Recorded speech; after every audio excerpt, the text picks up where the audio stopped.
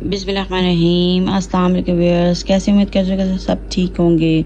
और शुक्र अल्हम्दुलिल्लाह मैं भी ठीक हूँ। तो व्यूअर्स, जैसे कि आप सब जानते हैं कि आपसे आपके साथ रेमेडीज़ और रेसिपीज़ शेयर करती हूँ और व्यूअर्स दुआओं का भी एक सिलसिला शुरू किया हुआ है। तो व्यूअर्स, जैसा कि आप सब जानते हैं कि माशाल्लाह से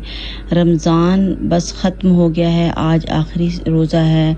और रमज़ान की जो आज की रात होगी वो लैलतुल जायज़ा की रात है, इनाम की रात है व्यूअर्स, मज़दूर की मज़दूरी मिलने की रात है, चांद रात, अजर व सवाब की रात है। जितना मुमकिन हो इबादत करें और रब ताला से ज़्यादा से ज़्यादा दुआएं मांगनी है ताकि हमारी ज़िंदगी सैराब हो जाए। और जो हमने रोज़े रखे हैं उसके लिए व्यूअर्स हमने ज़्यादा से ज़्यादा दुआएं मांगनी है कि हमारे रोज़े कबूल हो जाएं और शायद कि हमारे रोज़े कबूल हो जाएं, इंशाअल्लाह ताला कि हमारे रोज़े कबूल हो जाएं और हम बाबुल रयान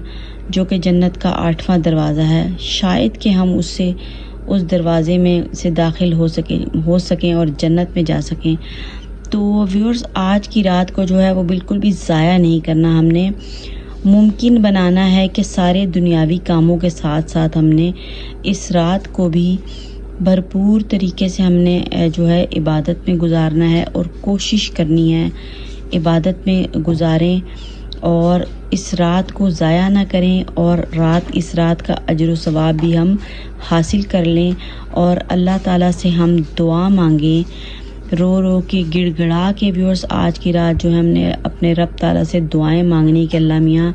हमारे रोज़े कबूल कर ले और अगले साल आने वाले रोज़ों में भी हमें उनको भी पाने की तौफीक अता फरमा। तो व्यूअर्स, ज़ाहिर है आज बहुत ज़्यादा काम होने हैं, ईद की तैयारी भी करनी है, उसके साथ साथ व्यूअर्स जितना भी हो सके आपने नमाज नहीं छोड़नी और कुरान नहीं छोड़ना और कोई नफली इबादत अगर मुमकिन हो सके तो वो भी लाजमी कर लें ताकि आज जो है वो हमें मज़दूरी मिलनी है हमारे रोज़ों की जो हमने रखे हैं। हमारी टूटी फूटी इबादतें